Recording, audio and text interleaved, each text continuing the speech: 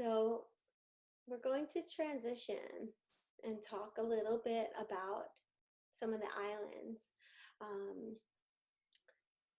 Many of you might know, and many of you might not know, but the Bahamas is actually made up of more than 700 islands and cays. So some people think just Nassau, or they think just the big tourism, and there's so much more to discover.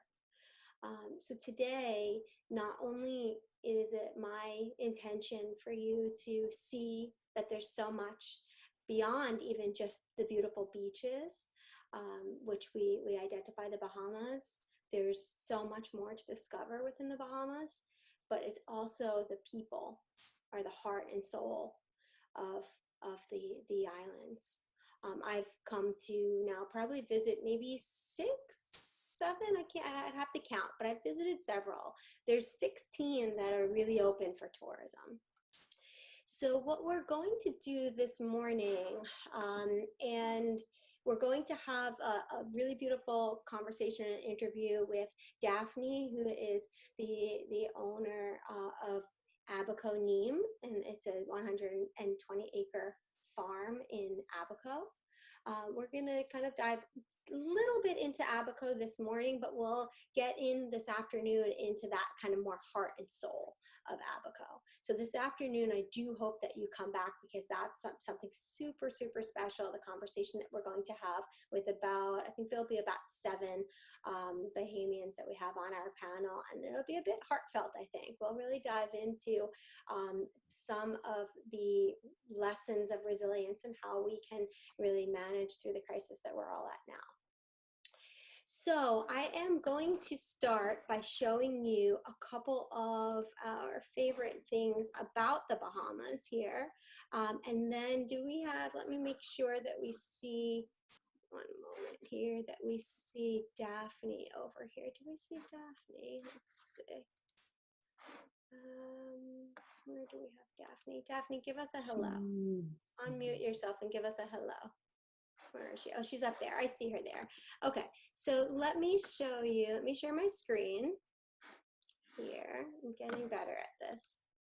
Okay, can you all see that? You want to give me a little thumbs up? Can we see that? Okay. So I think this is certainly here what we think of in the Bahamas. I think we'd all probably like to be there right now.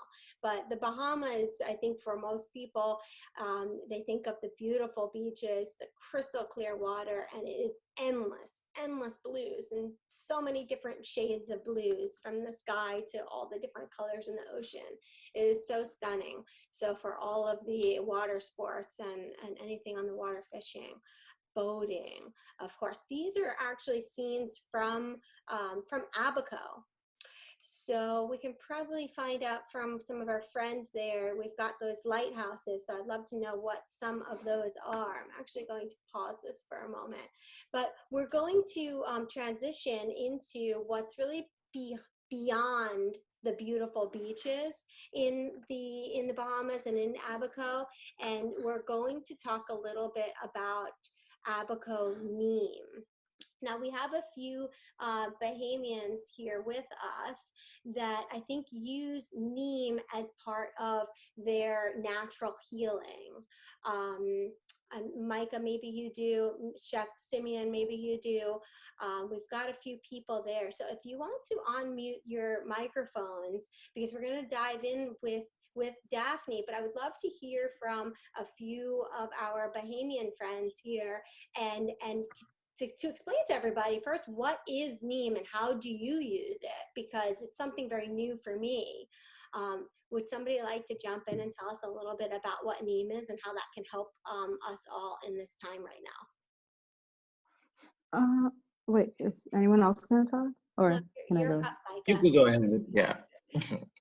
Okay, so neem is a plant among many other plants that Bahamians use, but neem, we typically use it for, I guess personally speaking, in my family, we typically use it for skin ailments. So I dry out the leaves, I crush it up and add it to bentonite clay for face masks.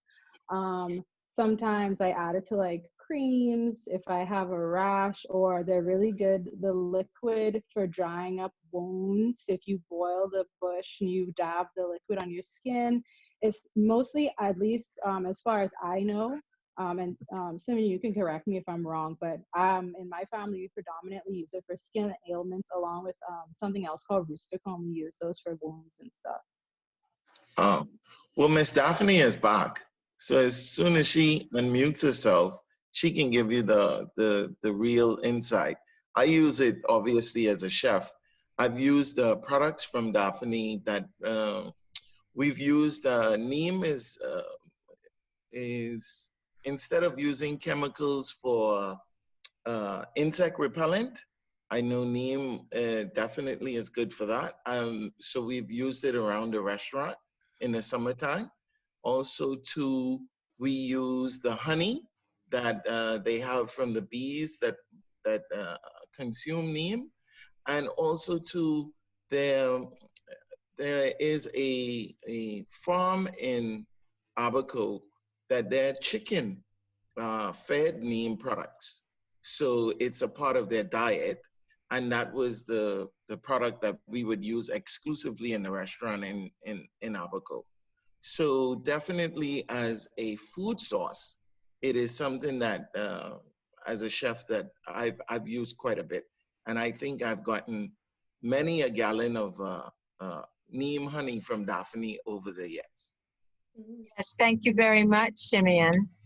And Yeah. on the note of the chicken farm that you referred to, it's quite interesting because they get the neem cake from us, which is the granule that is left over after we press the seeds to get the oil, and they feed that through their filtration for their chickens. So in their chicken houses, the neem cake is made into sort of a tea that feeds the chickens.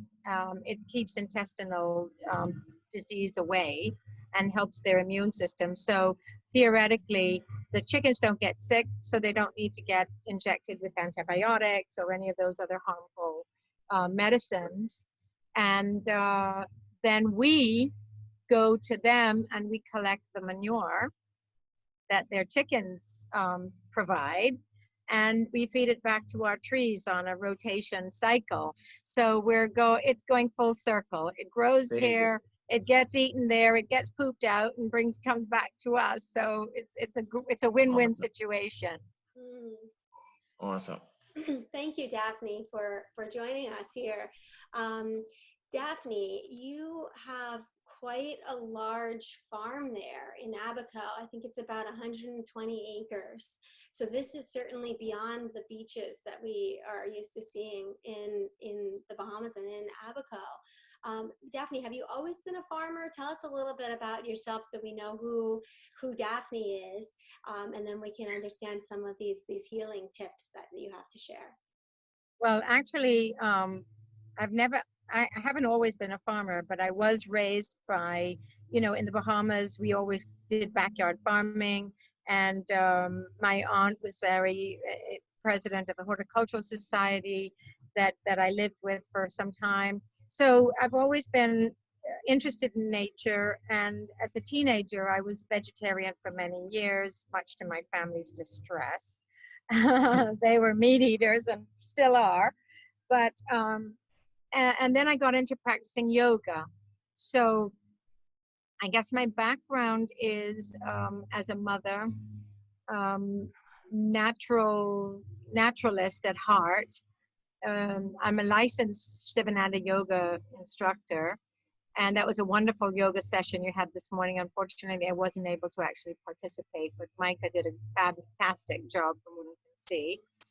And then for many years, 30 plus, I would say, I was a retailer in resort, retail clothing and gifts, and lived in Europe for about 7 years and co-operated a little cafe there.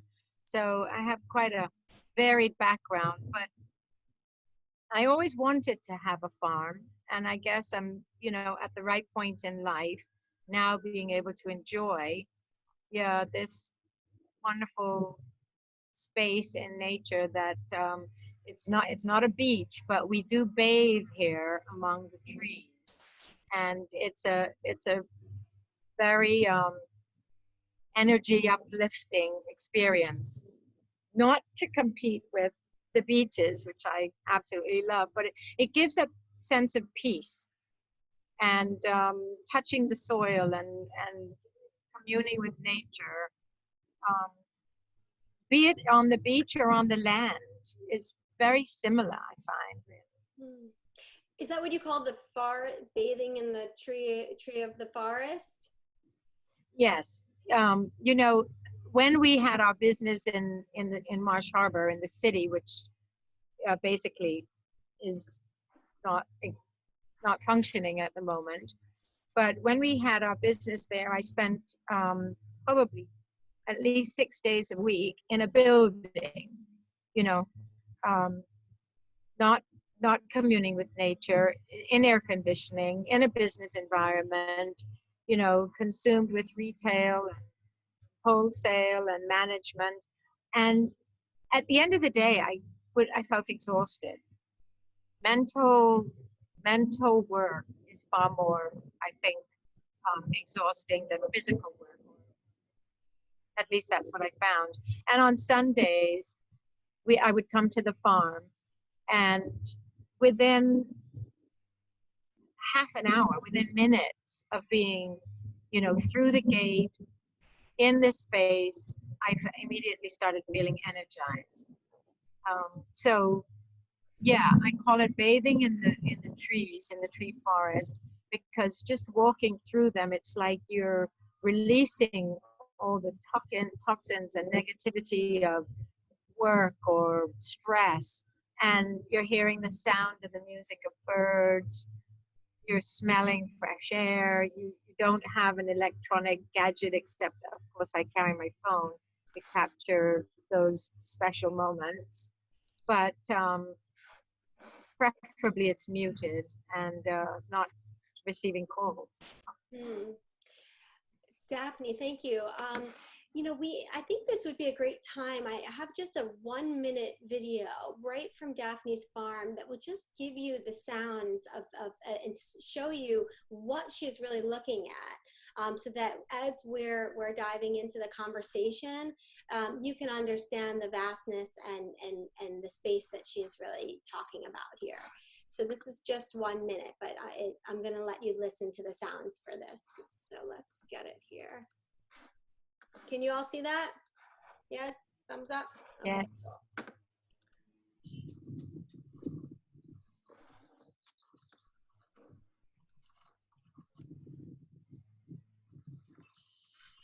And can you hear me?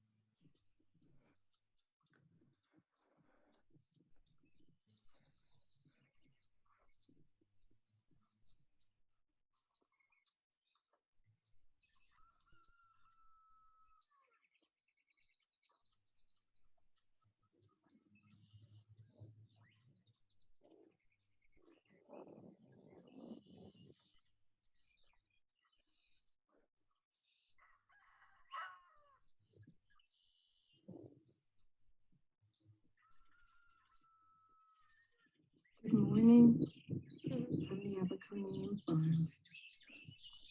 Another blessed day.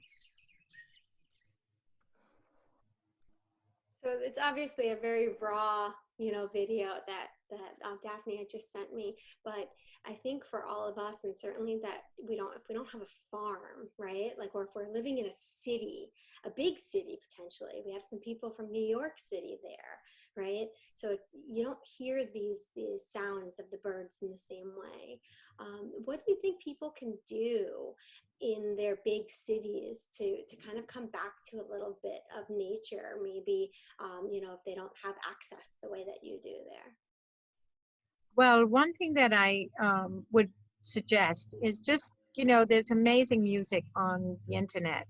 And if you go to just pick random nature sounds, it could be birds, it could be water, but playing that in the background of your day, whatever you're doing, if you're in an apartment especially, and you can play natural sounds just as background without words, just sounds. It can naturally change your heart rate. It can change your um, disposition.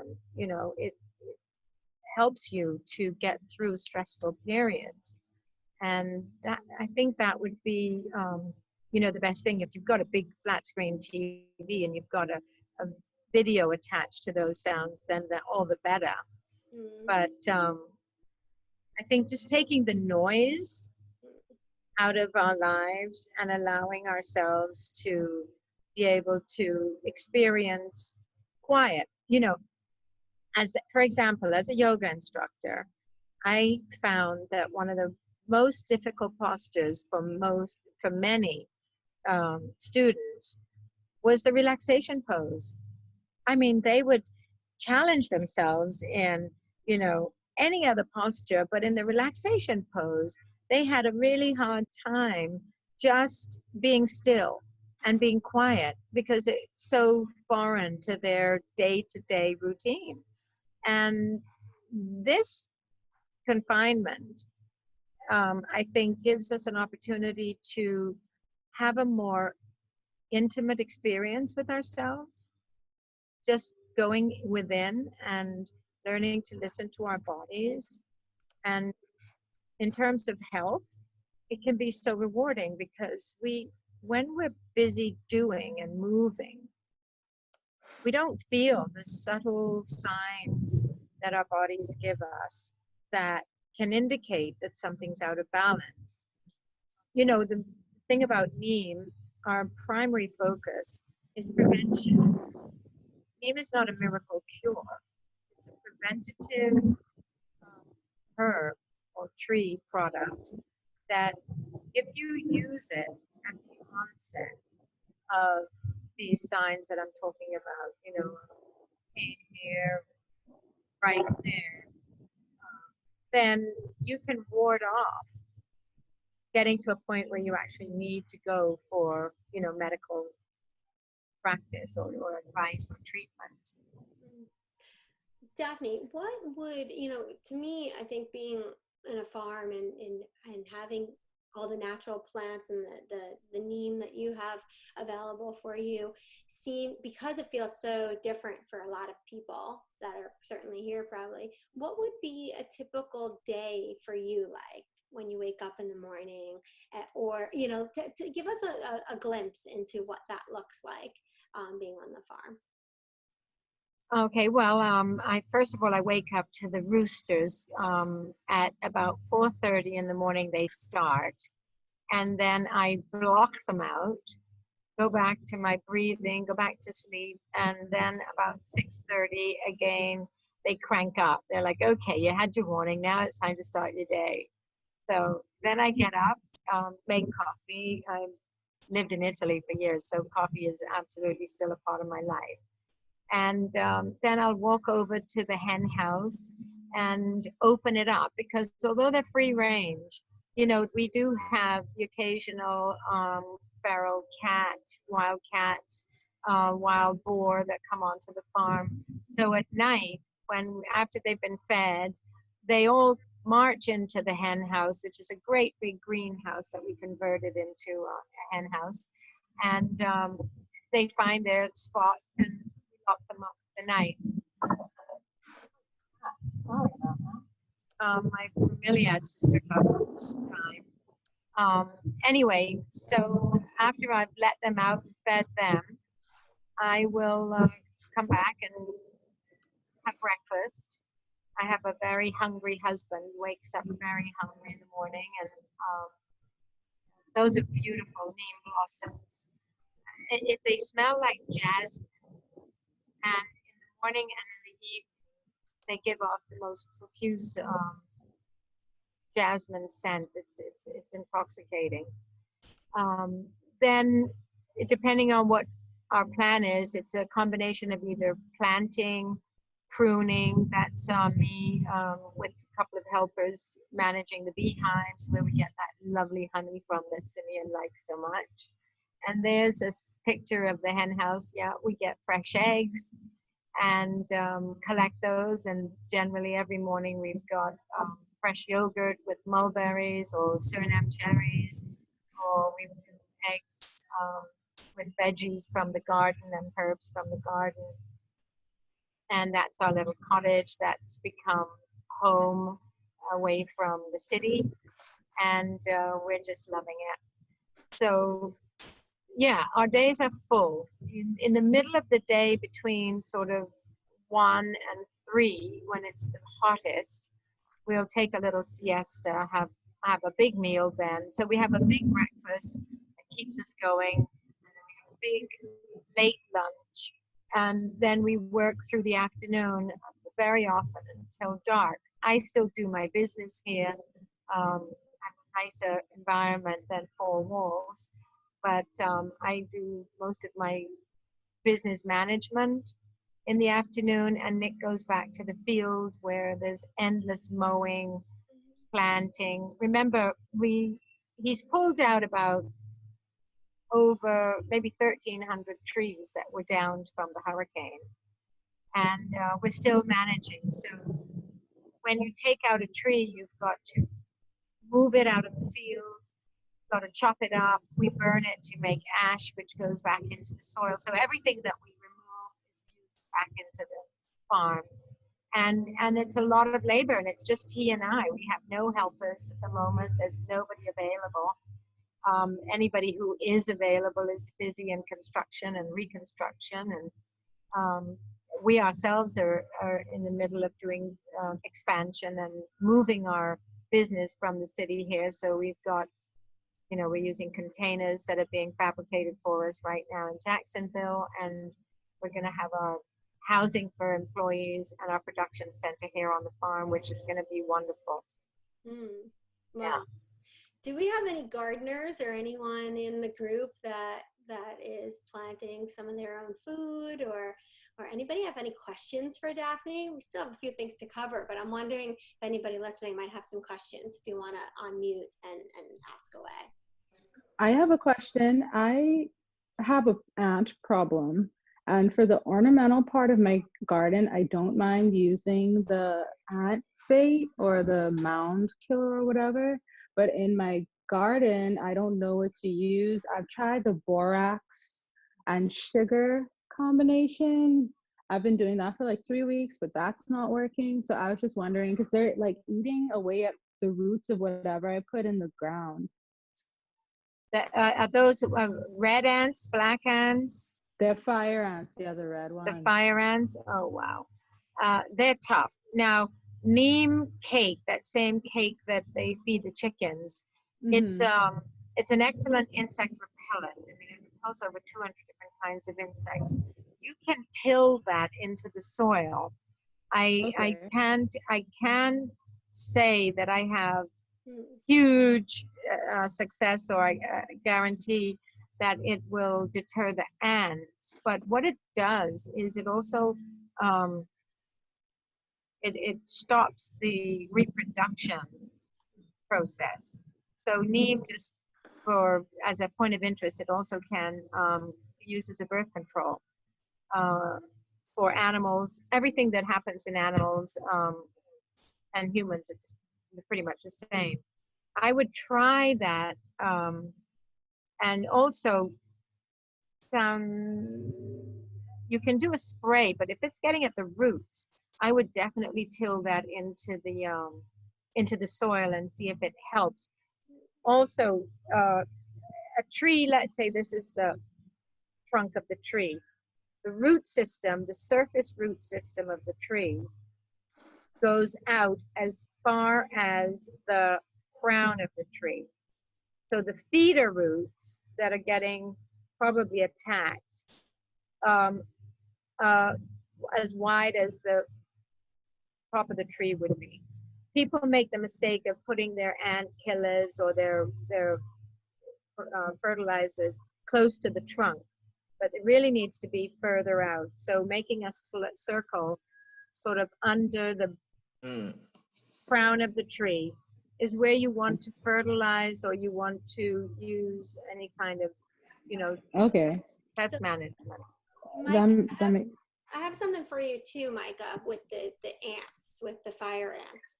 When we Mm-hmm. first moved into our home here, we had mountains, like really, really large mountains of amounts of fire ants. And Mm-hmm. we have combated a lot of that, my husband has, using orange oil. Yes, I heard about the orange oil.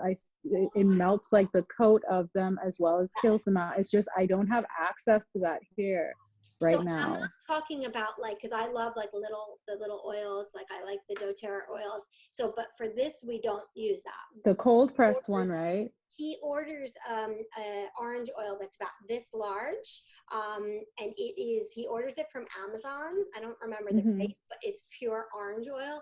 And when they come back, because we had such a bad problem when we first moved in, it has helped like tremendously. So just something that might be of natural and might be able to help you all. Yeah, But I'm I definitely might just, gonna try Micah, that. just as a suggestion, because right now we're all restricted we can't get everything we need. Right. But we do have oranges, and the orange oil is going to come from the skin of the orange. Right. So what I would suggest is you start collecting orange peel, Mm-hmm. and just maybe letting that dry out a little bit, and then Mm-hmm. blend it up. Mm-hmm. And powder that, put that into the soil, because it's Okay. going to exude the oil through the watering Yeah, process. that makes So, sense. that might, and in fact, you could use sour orange, lemon. I would think maybe even any Citrus citrus in that you can get general. your hand Yeah. on. And experiment with that. And do please let me know, how your results are. Yeah, I'm gonna try that. Do you think that even instead of letting them dry, you think I could dry them like in the oven on low heat for faster dry, or should I let them dry naturally? Well, if you can put them out in the sun. I mean, it doesn't matter if you can put them out in the sun, or you can put them on a low heat, but very low heat, like a pilot light sort of heat, or just lay them out on a tray in the sun. They don't have to be completely dried. It's just so that they don't gunk up in your blender. Mm-hmm. Mm-hmm. Just to take some of that. You don't want to really take all of the oils out of the skin. You just want to make it hardened a little bit so that it blends easier. Okay, and then one more question. Since I don't have access to the neem cake right now, or is that something that you put on the boat, A, and then B, could I just like use dried neem leaves and till that into the soil?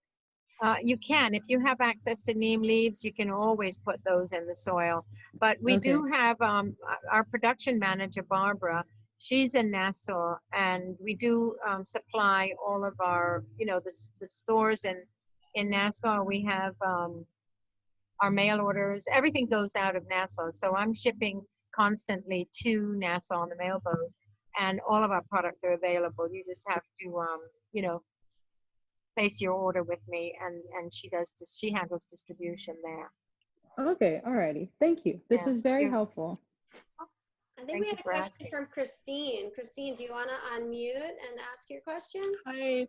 Yeah, I just had a question. I'm growing a lot of basil lately, but there's something white like eating around the leaves. So I don't know if there's some sort of spray, a neem-based spray that I could spray to the leaves directly, perhaps, to help with that. Or yes, the neem oil spray is very effective. But if that white is just like a little sort of mothy fungus, it'll be easier to get rid of. If it's white fly, that's very resistant and harder to get rid of. But you can check when you order. If you're ordering online, look at the ingredients, because if it says that neem will kill, then you don't want to use it. Neem doesn't kill anything. It's a repellent.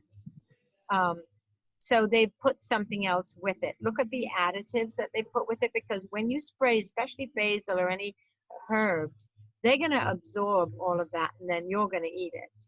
So you want to make sure that it's you can buy neem oil for agricultural purpose, which is quite inexpensive. Our neem oil is a pharmaceutical grade for ingesting, so it's quite high price. That's why we recommend the neem cake. But you can get a neem oil that smells pretty bad.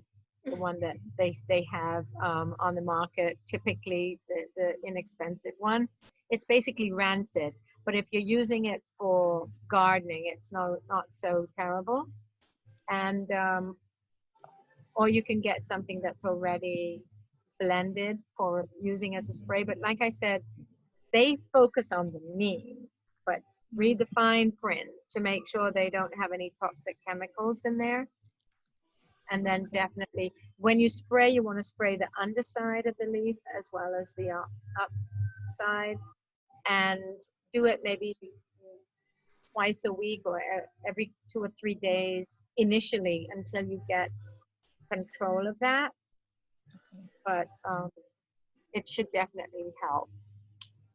Thank you. And do you think I should do the neem cake into the soil also, maybe, or that's different? Well, the neem cake can be made into a spray as well.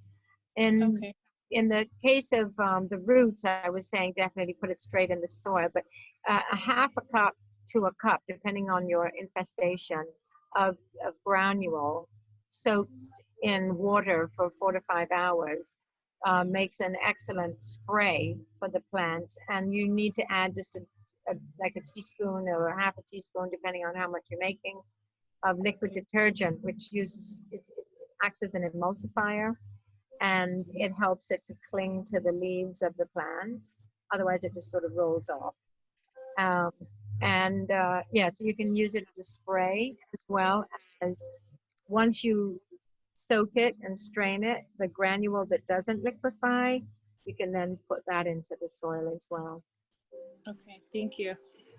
And Julie just added into a message to me. I'm not sure if you're there, Julie. If you are, you could feel free to chime in. But that because she lives in New York as well, and she uses an arrow garden. So I don't know if any of you guys have an arrow garden, but you can grow things inside. So I have an arrow garden as well, where it's all hydroponics. And no bugs, no anything. I mean, not the vastness of having a farm, of course, but if you're all joining us from small balconies even, or, wherever you might be, there's so many options. So that's kind of a whole nother conversation, but, oh, there you are, Julie. Do you want yeah, I'm here. No, it's great. We live in New York, so we have a lot of concrete. We don't have areas for a garden, but it's great because we can have basil and mint and all these amazing spices, and we just started growing tomatoes, and they're fantastic, and they're delicious, and it's a great way to grow herbs if in a clean way if you don't have a lot of space. So. Yeah. Just a little point, Julie, on the container gardens, even in apartments, and if you've got them on balconies and such, they still are subject to environmental pollutants. So the fascinating thing about neem is that it actually works at a cellular level at repairing cells. So for instance, on our bodies, it can actually help with the skin discoloration, with scarring, prevention of scarring, or correction even of scarring. But in plants, and if you consume it as a human, it helps you as an immune support. So for instance, right now with this pandemic, you would take neem as prevention because it supports the immune system, and it also is an antiviral. It's also antifungal. So in the plant, if you sprayed your plants or you fed your plants through your hydroponic system, this neem cake in a liquid form, it would help the plant actually structurally be stronger. So for instance, in tomato plants, sometimes they they need to be supported. They're not very strong. The branches will bend and break, and you lose a whole bunch of tomatoes, or they ripen prematurely.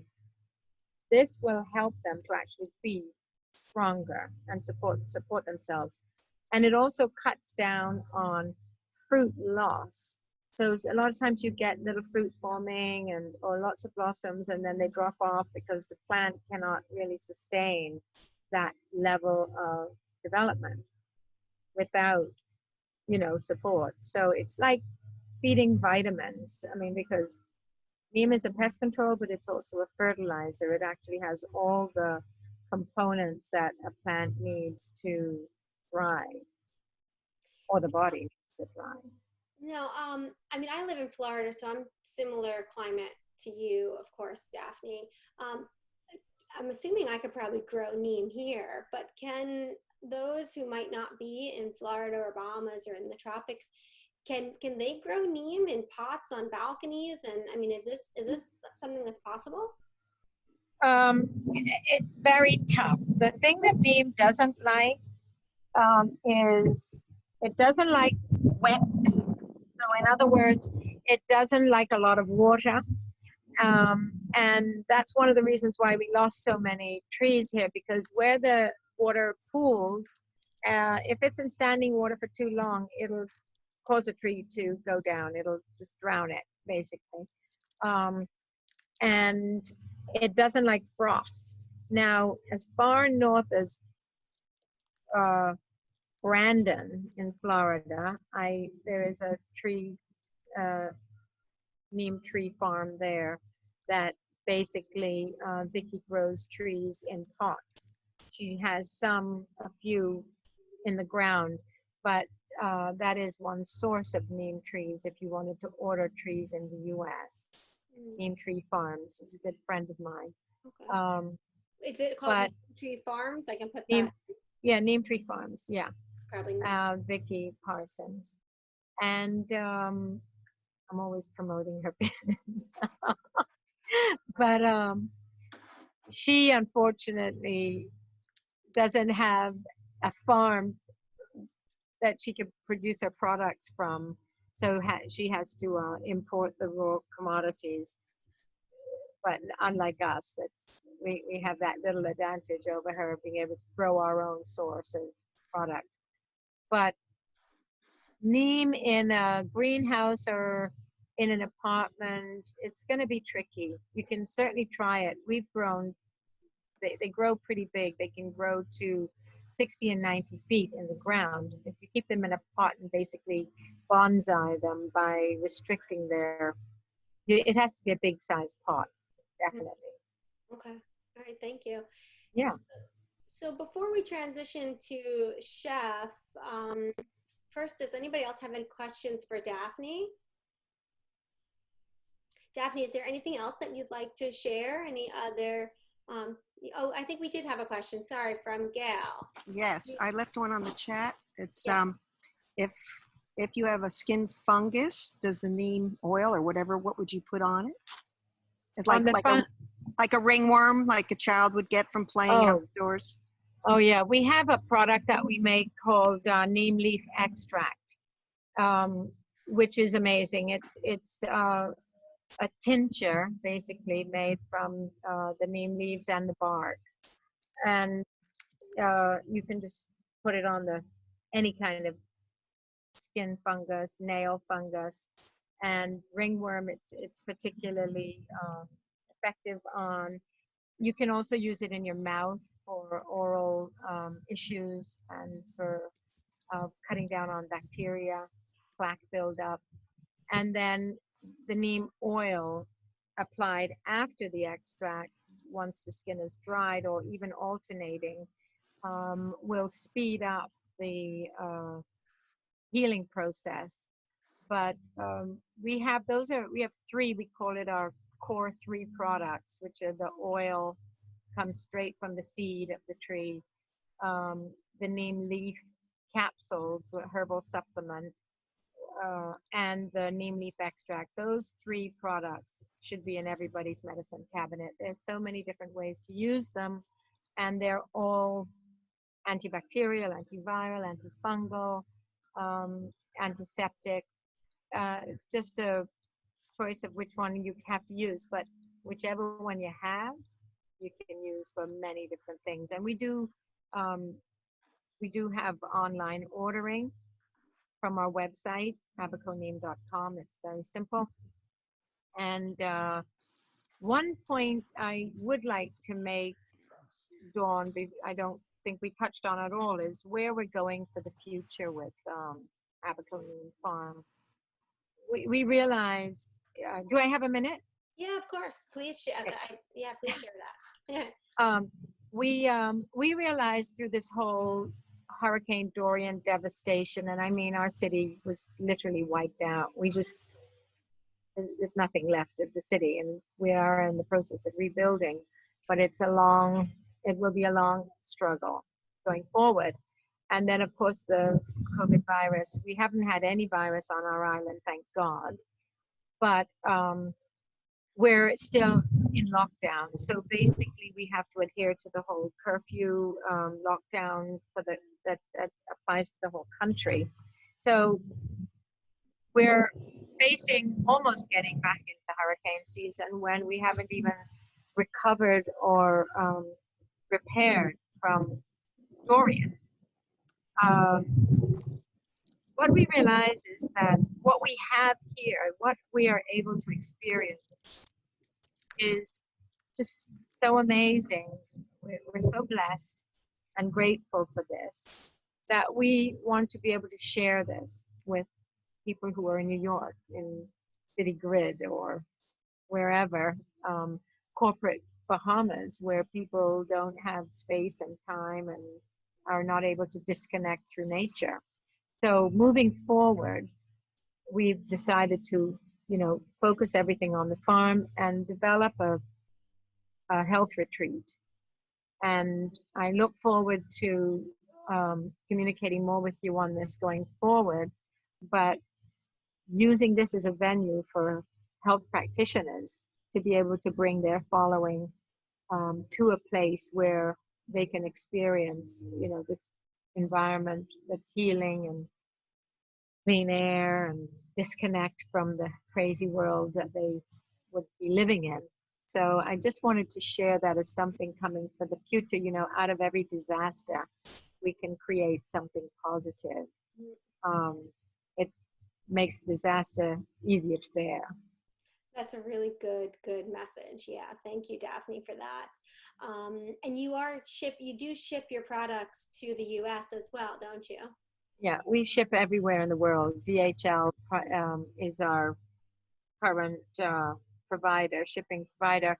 And it's $25 generally, covers up to 3 pounds of product anywhere in North America.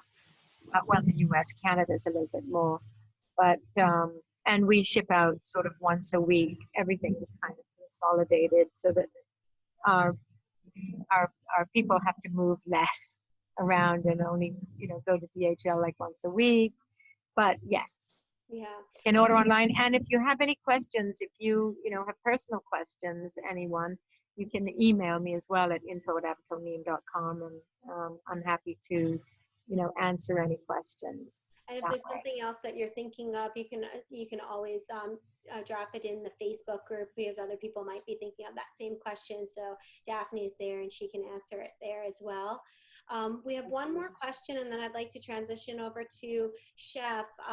Is there a repellent that you would recommend to deter the dogs from digging in your garden? Orange might work for that too, but I don't know. Oh, I don't know about that one. Dogs will dig. Yeah, the orange might work though. They might not like to get that on their paws. They could try it. You could try it. Yeah. You got to keep them out of the garden. Yeah. All right.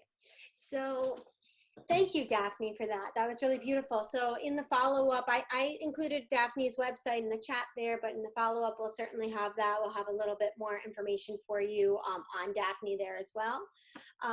So I'd like to, we're going to take probably about another 20, 25 minutes, if we can push to 30, if you guys are all cool with that, because we have really an awesome, amazing chef, Chef Simeon Hall, here with us. I'm actually going to spotlight him here. Can I do that? What's going on? Jumping around. Well, Simeon waved to us there. So Simeon has been cooking, it seems like, for the greater portion of his life. I think his grandmothers were very instrumental in the passion that he has developed for cooking, and he is really quite a celebrity chef there in the Bahamas. So we've got a really special treat with Simeon. He's been in the culinary industry now, I think, for over 20 years, and he is the chef and owner of Simeon Hall Restaurant Management Group. And I think that he incorporates mostly farm to table and sea to spoon into his cuisine. So I will pass it along to Simeon to continue to introduce himself and let us know what we're in for today. Thank you so much. Thank you, everybody else. I'd like to say definitely a pleasure. Thanks to Micah. I fell over 2 times already. My downward dog was more like a downward puppy. And I'm not ashamed to say it, but I did give it a try. And I think that's what this is all about, making sure you at least give an effort. And so, yes, I come from a long line of cooks, actually. Both my grandmothers were cooks in the Bahamas. And so I started to cook at the age of, I don't even remember, I think I was 4 when I made my first omelet. And my grandmother then made me her apprentice. And so we would go to the farmer's market that I guarantee you most Bahamians wouldn't even know exists anymore. It's a parking lot now, believe it or not. And so we used to go there at the old BEC parking lot area to go and get product for her.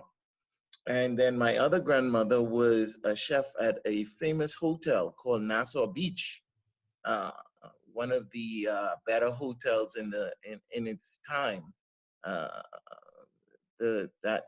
that point in time, that would have been the Bahamas' Atlantis. It was the most talked about hotel on the island. And my grandmother was there for the entire portion of her adult professional life. She worked in those kitchens. So that's where I got my roots in getting my foot wet inside culinary. Fast forward to today, I do a lot of things locally and internationally. Also, I definitely am very connected with the farming community, the fishing community, and the young up-and-coming chefs around the Bahamas. So that is definitely something that I'm very much so proudly involved in, just to make sure that we get everything continued. The Bahamas definitely is more than sun, sand, and sea. We have a very strong food culture and heritage, and that's one of the things that we continue to promote. So definitely, it is becoming more so a food destination in the Caribbean. And the thing that I love about the Bahamas is that the food culture varies from island to island. So recipes and dishes that you have in Nassau will totally be different in Freeport, in Cat Island, in Abaco, in Andros, and all the other major islands. It's totally different. In fact, you haven't had boiled fish until you've had it in Andros. You haven't had certain foods. Abaconians can cook. They really can cook. And with such a diverse population there, the food is very, very interesting. Bimini, Freeport. You cannot go to West End in Freeport on a Sunday, even with the hurricanes, even with everything else. The only thing that's ever closed the chicken nest for more than a period of time is being in this quarantine. But I guarantee you, as soon as this is over, places like that will definitely reemerge because they're so simple in nature. They're not too fussy. And, you know, Bahamians don't have any problem going to a roadside restaurant and having some of the best meals you'll ever have in your life. So, you know, when I as a chef hear things like the top 50 restaurants in the world and stuff like that, I often, you know, kind of think about that because I'm sure they've never been to some of the places that I've been, because those are definitely some of the spots. There's no better place than a place that you have to wait an hour and a half to get served because there's a mom, a sister, and an aunt doing all the cooking for the restaurant. And that's not going to change ever. And they make some of the most amazing food you've ever had, from count that's literally fresh 5 minutes ago, and you're consuming that right there and then. There's nothing more beautiful than that, and that is some of the food culture that the Bahamas offers.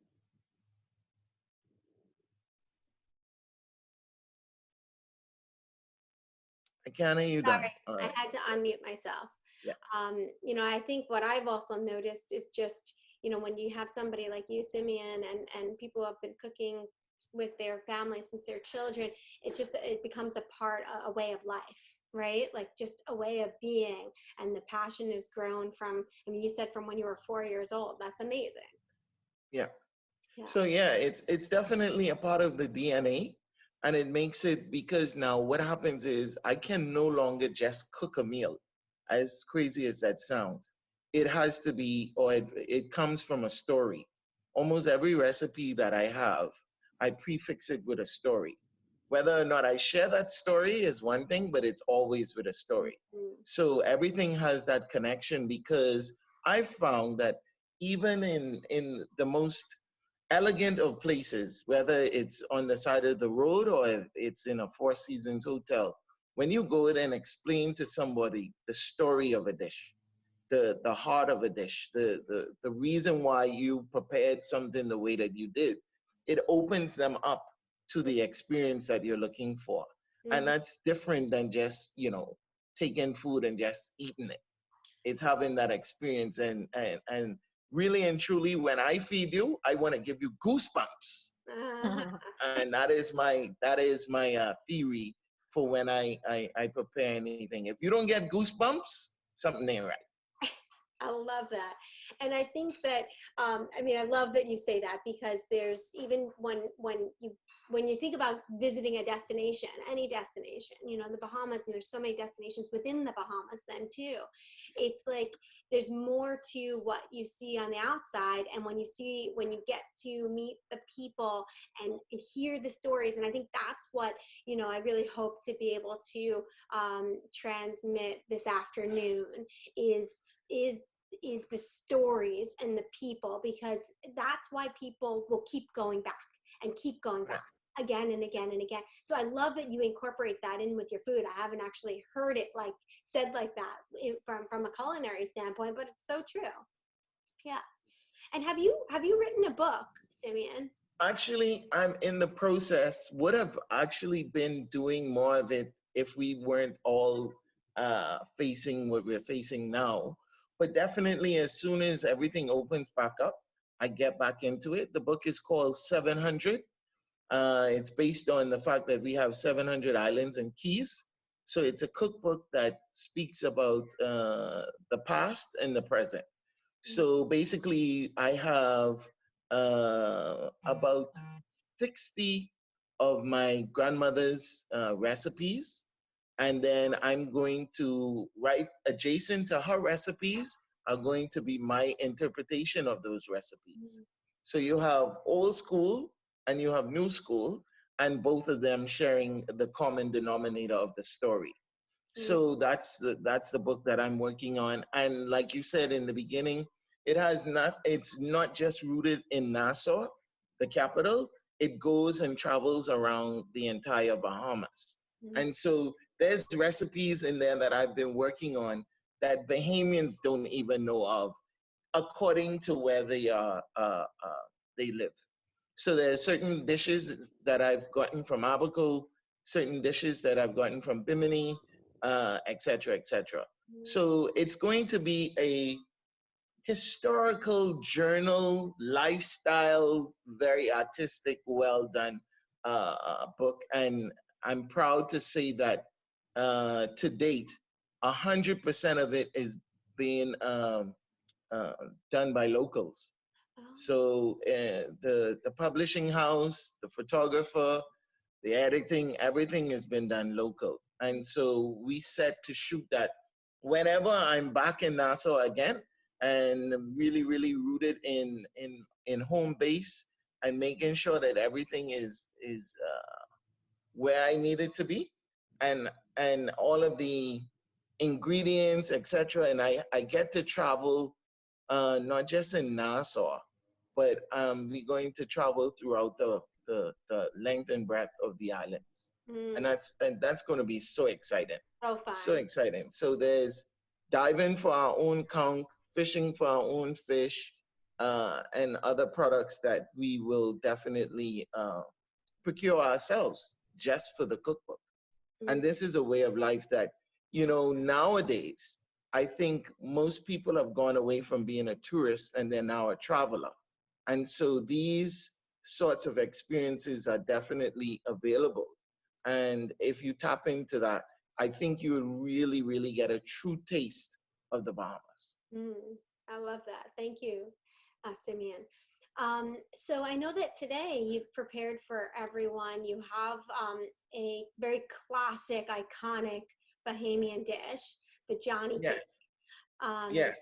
Tell us a little bit about it. And I have the recipe here so I can drop it in the chat for everyone as well. You just tell me when you're ready for me to do that. But tell us a little bit about the Johnny cake. And also I'd like to know, where does the name Johnny cake even come from?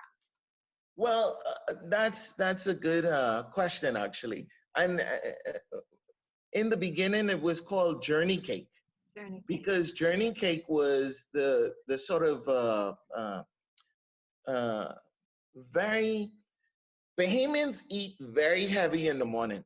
And it was like Daphne was saying, it was because we were based in farming and fishing and all of that. And so there was a reason or a need to have very, very fulfilling breakfast. And also as a part of that, it was something that you would take along with you when you went into the fields, when you went fishing, etc., etc. So basically this dish, Journey Cake, was the original name. And also some people would call it Swinge Cat. And Swinge Cat was because it was made in a cast iron skillet. And swinge, if you ask any Bahamian what swinge means, it means burnt. And so the flour would often burn on the top. And this, if you know and understand food, burn and those sorts of things actually helps to preserve the shelf life of certain items. And so this Journey Cake became a staple item that was given to people as they passed on. And for example, just a little small segue, if you've ever heard about the swimming pigs, the swimming pigs were originally put on islands because fishermen would not want to return to home base. And so they would harvest the pigs on the journey, on a very long journey, fishing throughout the Bahamas. And that would be their source of food. And so they would plant them in different areas, on different islands, different keys. And that was a part of how these pigs became so famous in the Bahamas. And that was the same thing based on Johnny Cake. It was a part of the traveling, working Bahamian back in the day. And so this is where this recipe developed. Now, when I share this recipe, what I want you to understand is this is a small adaptation of what my grandmother's recipe was. So, for example, she used shortening, and well, she used lard, and lard was is also a way to lengthen or lengthen the shelf life, and so she would use lard. Right now, I use shortening, vegetable shortening. She wouldn't use eggs in hers. I use eggs in mine just because it lightens it up a little bit. So instead of it being the very filling Johnny cake or Johnny cake that she would have made, mine is a little bit lighter based on the same principles that she would have used. You can also substitute lard for shortening or shortening for coconut oil. That's something that you can do as long as you have enough fat in the dish, it's going to be just fine. And so, Dawn, if you put up the recipe. So what I can do is I can actually drop it in the chat for everyone. Awesome. I can open it up on my, would you like me to open it as well? I'm going to drop it. No, I mean, I'm just going to turn to show everybody the ingredients that I have laid out here. And actually, right during Daphne's speech, I put a fresh Johnny cake in the oven. So that is just coming out just now. Oh, cool. So we can see I only wish we could taste it. Because I think too, I've seen it. I don't know, some people maybe they've never even seen it. Like they don't know what a Johnny cake looks like. Exactly. So I'm just showing you ingredients now. And of course I have coconut bowls because I'm so islandy. I love that. Love it.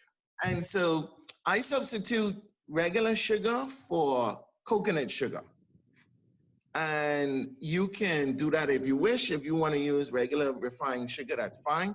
But I use coconut sugar. I use also an organic milled flour. And also, if you want to, you can use about 25% wheat flour as well. So with the recipe, you can make the adjustments with that. But as long as you use wheat flour, you have to add a little bit more water or milk because wheat flour absorbs water a little bit more.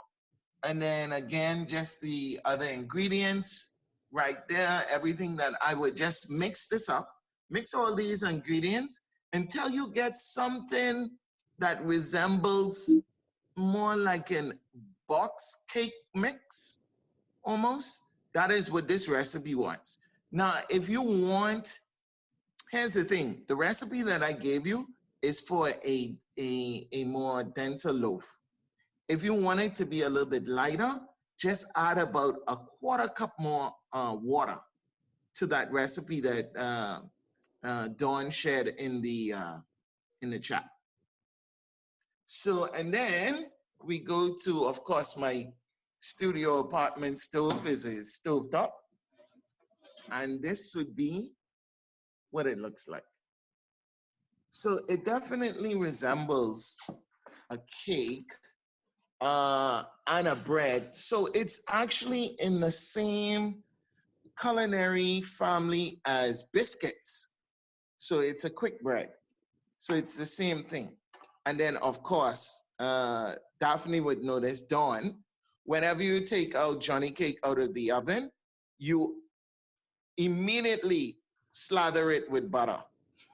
Immediately. Immediately.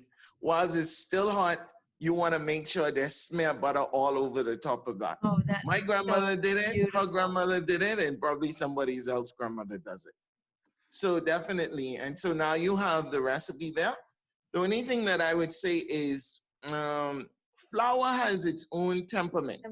So you may have to add a little bit more water to it. That's why I'm saying you definitely, if you want it to be a little bit lighter, you would add a little bit more water ratio to it. And so this dish is anything that is wet for breakfast in the Bahamas. If you don't have Johnny cake, something ain't right. I need that And right even now. even though people eat a lot of grits with those items, Johnny cake needs to be an option. If it's not an option, something ain't right. So Bahamians take this dish very, very seriously. Very, very seriously. It's one of those things that it has to be at almost anything that is between breakfast to brunch, you have to offer or have a Johnny cake. In fact, in restaurants that I've headed, we've done dinner Johnny cake as well. So instead of using just dinner rolls, we would use a dinner Johnny cake. Mm-hmm. Yeah. And the recipe that you have shown there, Dawn, that's for a very small skillet. Okay. I kind of scaled it down because everybody was asking me for the recipe during the lockdown. And so I didn't want to give them a big one, so I kind of scaled it down. But if you want to make a bigger one, you would definitely just double the portions. So that's like for a 10-inch skillet pan? Yeah. Perfect. I'm going to do that as soon as we get off. And so eating this with, oh man. You know what I think is so interesting that you mentioned here in the recipe is that you say preheat the oven to 365. And I guess I just, because I always see like 350 or 375. So I feel like you're very precise. Yeah, I mean, again, these are recipes from my grandmother. I don't mess with her recipes. She said 365, so it's 365. I've never seen that before. Yeah. So that's definitely it. And it's very good. Very, very good. How can we try? Well, during our break, we can just go make one. It literally takes 5 minutes. 5 minutes. Wow. You know what you're done. Sorry, Simeon, do you know what I cooked today that during the yoga class, because, you know, I've got a hungry farmer who's just come in off of the tractor. I did steamed chicken gizzards with yellow corn grits. And the only thing missing is that Johnny cake, which I'm going to go whip up as soon as I get a chance. Nice. Good. It's very, very good. It's very, very light. Again, if you want to make it a little bit more dense, which some people like, again, the thing about our cultural recipes is every family has a spin. Every single family has a spin. And that's what makes it so amazing. Somebody else would look at this and say, oh, it's too light for me. I don't like fluffy Johnny cake. I like one that's a little bit more hearty. And all you have to do is just basically take back some of the fat and take back a little bit of the water. And definitely that'll be absolutely amazing. But this is definitely my family's way of doing it. We like it to be a little bit crummy and that makes it very exciting. Somebody asked to put the recipe back up. I did share it in the chat. I just added it back up again. And I'll share it back in the chat, and I'll also share it in our follow-up email with all the ways, of course, to reach Chef Simeon, Daphne, and Micah, of course. So we'll be sure that everyone has that. Dawn, is the chat still accessible once we're offline? It's not, but I will share all of this in the follow-up email. So on Monday, today's Sunday, right? Tomorrow, I send a follow-up email to everyone with all of your links, all of your contact information, little bits of summary of what we covered. So be sure to look out for that. I sent it last week too. If you didn't receive it for some reason, shoot me a message. There's something going on with your spam filters and stuff, because that you will have by tomorrow, end of the day. Okay. All right. Okay. So does anybody have any questions for Chef Simeon? Any questions? Or anything else that you would like to add, Chef? I do. I have a question. There we are. We can't see you, Gigi. That's okay. I don't look that great. I had puppy dog gowns also. I have a question. Is curry a very well-used spice in the islands? Because I had some of the best curry chicken my whole life down in the Bahamas. So I don't know. It all depends, actually. Not as much as stews and steams or braises, but currying, yes, you can definitely. It all depends. That's it's not big in the overall food culture, but definitely pockets where you have a more West Indian influence in your family, for example, or preference. But overall, it's not a huge thing. We do it, but to me, Bahamian curry is, it's not one of those things that we've really uh, put a lot of emphasis on. There's only a few things that we would curry, but definitely you can definitely get your hands on some good curry. Well, I wouldn't think it was a part of the naturally a part of the Bahamian culture, but it's definitely we've been influenced by a lot of the like you say, Jamaican and West Indian, the West Indian style curry cultures coming in, and curry chicken is something that's quite common to find. Well, is Bahamian food similar to like Israeli food in the fact that so many different peoples or Jewish peoples that came to Israel and brought their own, like they brought Northern European and they brought Syrian type food? Or are there people that have brought their things from all over where they've come from to come to the Bahamas to kind of influence the Bahamian culinary world? Well, yes, but definitely you're looking at more African and English. Yeah. African and English influences for our diet. When I do my book, it literally talks about the effect of the diaspora, the colonists, and those on the Bahamian food culture. But yes, in that sense that it has been influenced from way back in. We're talking about the Geechees from the Carolinas and all those people, and all that influence is all a part of it.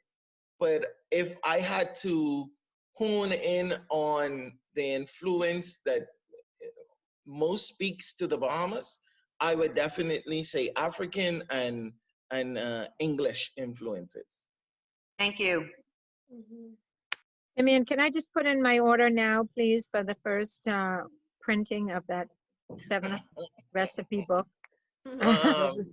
Thank you so much. I can't wait. I just want to say what, like, kind of, I don't know, kind of want to say, how do I word it? It is, I think it's very interesting that you took that component of the story that connects the new and the old. Because even just like living in my house with my mom, as simple as in her steams, she would never put garlic. Good afternoon, everybody. But I enjoy putting garlic and a little bit of sage in my steams, which is something very different from what she would do. And we still have that one common connection of how she started steaming, which was because of her mother. And I think that is such an important component, because most people who can't cook Bahamian food didn't have someone in their life who taught them that. Because really, we don't, like how you have measurements, like you just hope that when your mom passes, you get the same spoon that she used to measure, because she doesn't measure anything. So it's just really a matter of sitting in the kitchen and being and watching and learning. So it's like this tradition of community again, and just this mutual understanding that if you're going to learn, you have to watch. We have like this demonstrative kind of teaching in our culture, and I think that is so beautiful and so perfectly conveyed. I think you're conveying that so well in this upcoming book, and I think that's important even for Bahamians who are becoming, young Bahamians who are becoming disconnected from the culture, to understand like the only way it's going to survive is that we sit at our elders' feet and we learn from them. And so I think that just you being able to convey that by putting old and new school recipes and linking them with the story, I think that is like amazing. Nice. I appreciate that. That is the reason I'm doing it. Actually, even myself, I fight to put Bahamian recipes on paper. So actually putting the book together, the most tedious part of it is the recipe development, because it's literally starting from scratch. And believe it or not, even in the restaurants that I work at, it's very, very hard to get our Bahamian cooks to use recipes for Bahamian dishes. So it's definitely one of those things that I hope that there is at least a roadmap and a story behind what our food culture is going to be about, so that you know, once you have the fundamentals, the classics, the grandmother and the mother recipes, you then can take the inspiration that I provide and hopefully create your own recipes. But like you said, having that foundation in place is going to be the most important, because I can tell you, there's not many hotels, there's not many large establishments that presently would be the best representation of Bahamian food. And so if you're going to have the classics, the real mom and pops, you gotta venture out, you gotta go to the small places, you gotta go to the roadside, you gotta go to the out islands.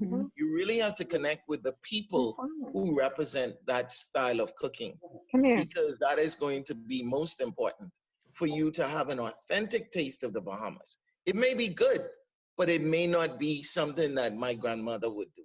And so that is what I want to make sure is a part of the experience for people that have never really had that connection to the Bahamas, because the Bahamas has such an amazing food culture. This book, every time I dive more into the book, I get fascinated. When I interview people and get background on our food, I mean, it's so amazing.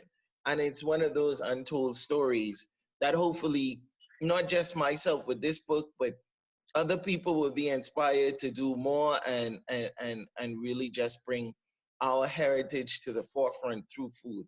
Because food is one of the most important aspects of culture. You have food, you have music, and you have art.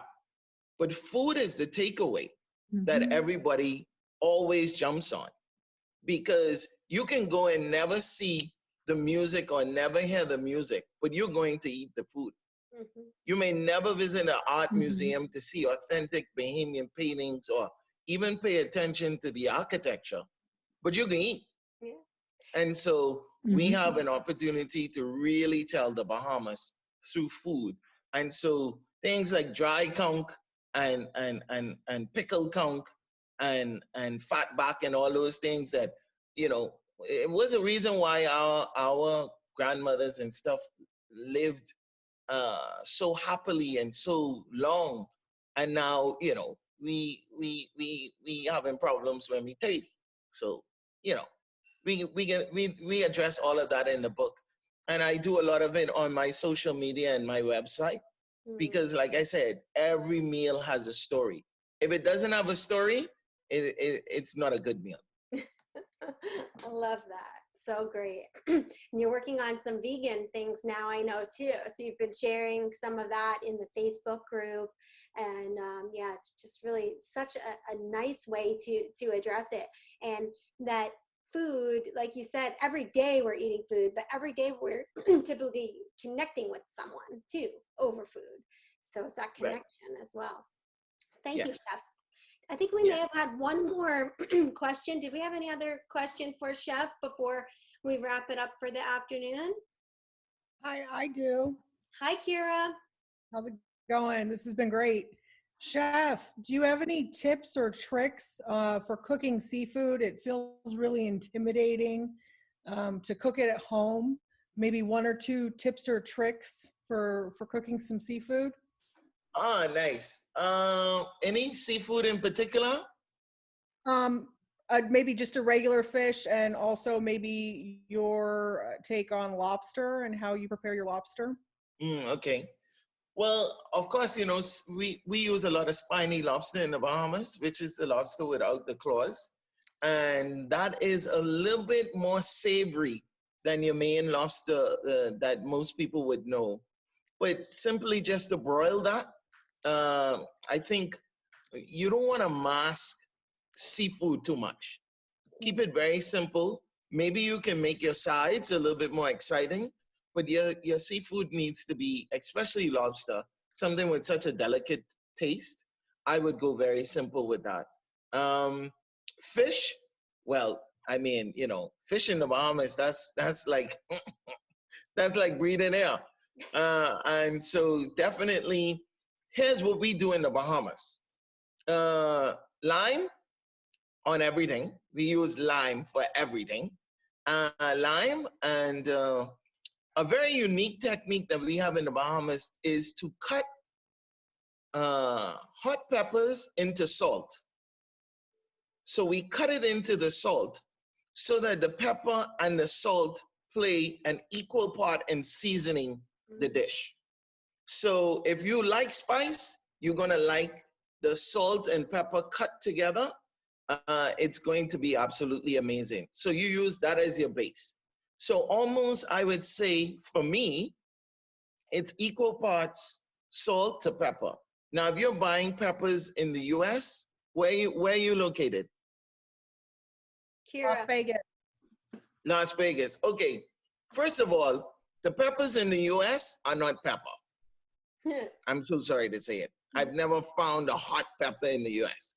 So you're gonna have to double it up just for you to get to the strength that we would want if you like spicy. And then you're going to use a coarse salt because you're going to be cutting it up. So a very coarse sea salt and equal pepper, and you cut that up. You're going to fabricate your fish however you like it, whether you like steaks, fillets, or whole, you're gonna fabricate your fish. Now here's what you do. You squeeze the lime on first. Squeeze the lime on first, and then you season the fish. The reason why is, if you season the fish first and then squeeze the lime, you wash off the seasoning. That's something that my grandmother always told me. Lime first and then seasoning. And so you make that happen. And then what I do is, in a very hot skillet, I only use cast iron pans. I'm so sorry, I'm very biased with that. So cast iron skillet, a little bit of oil, and then you go to town with your process. What I then do, that's a little bit different from my grandmother, halfway through the process, I add thyme and garlic directly to the oil. So as it's cooking, you're going to now start basting that fish a little bit. Now, in the Bahamas, we have two ways to cook fish. Either fry dry or moist. Fry dry is overcooked. But Bahamians love overcooked fish, especially if it's a whole snapper or a whole frying fish, as we call it. But if you're doing something different, then you definitely want to keep the temperature where it's nice and moist and succulent. So basically what I do is skin side down for about 4 to 5 minutes, and then turn it over, and then it's the other side for about 1 to 2 minutes. Okay. And then that's, you're going to have and then after you take it out, then you're going to let it rest for about a minute. And then, of course, in true Bahamian style, you have to squeeze more lime on it. Chef, would you share a simple fish recipe for us that I can send in the follow-up? Sure, I can. I may even have some on my blog already. I know I did something on a pepper salt situation. So you can check that out, www.simeonhalljr.com. I'm going to put that and go to the blog section as well. Yeah. Yes. And there's some recipes there. If not, I'll definitely add it to it. And make sure you score. If you're using skin-on fish, make sure you score it so it doesn't curl up and all of that. But definitely, that could definitely be. But cooking fish is very simple. Very, very simple. Don't be intimidated. Just keep it simple. Flavor up everything around it. Let the fish be the fish, especially if you're using fresh fish. Don't go too heavy on anything else. The only other thing I would suggest is maybe a quick Creole sauce.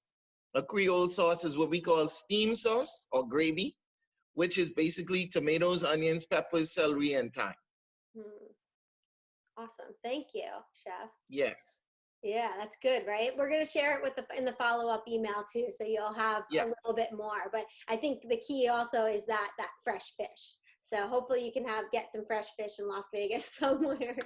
You're not too close to the ocean. But okay, so I think that we've definitely had a really full morning. This afternoon won't be quite as long, but it'll be really powerful. So that I hope that you are able to come back and tune in at 4 p.m. There's a few people here who will be joining our panel conversation. It'll be a very engaging conversation for you all to join in and contribute to as well.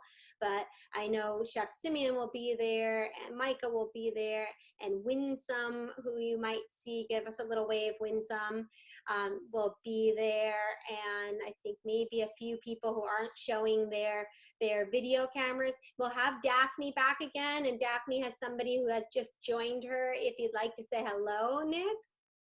Good afternoon, everybody. Master Chef Simeon Hall. Wonderful that you introduced the thyme. Bahamian food is nothing without the thyme and the coarse salt from Long Island or Ragged Island. True Bahamian. Where there's no agriculture, there is no culture. And with this coronavirus, we are understanding throughout the globe world food security. And thank you for this opportunity. You guys are doing a great job, and happy that you guys are working together. Yeah. Thank you so much, Nick. Thank you. Nice to hear from you. You're busy out there on the farm. Thank you so much, all of you, for joining us. And Thank you. we will be back at 4 p.m. and we will see 4 o'clock. Yeah. Thanks, Simeon. Awesome. Thank you, everybody. Yes. Happy eating. Yeah, Chef, I hope you'll be cooking on the Abaco Neem food when this coronavirus on the Abaco Neem. Hey, I'd love to. I told your wife I've always been a fan. She From remembers farm to that I table. used to be there. Now that when I tell her about it, and I tell her the stories from the chicken goes to the honey to even the chocolate that y'all used to bring in from, I think, Freeport or something. Yes. I'm an Abaco boy. All right. Well, you have an open invitation, so just Anytime. come on Thank you so over. much. Thank you so Take much. care. Thank you. All right, take care, Take everybody. care. See you guys later. Bye. pleasure. See you All right. later. Thank you so much. Good stuff. Cook up something really delicious for lunch. That was great. Yeah, I remember him. I was just gonna say, We have a man. few chefs that join us for this. I know we've got Jacqueline over there. Give us a wave, Jacqueline. We've got another chef there, Simeon. Now I want fish. Is Mark going to catch some fish for me to cook tonight? He hasn't brought home fish in a little while. My husband catches fresh fish. He's a spear fisherman, so we usually get it and have it. He doesn't share with his family, extended family. It's the only way that we eat fish is fresh from the ocean.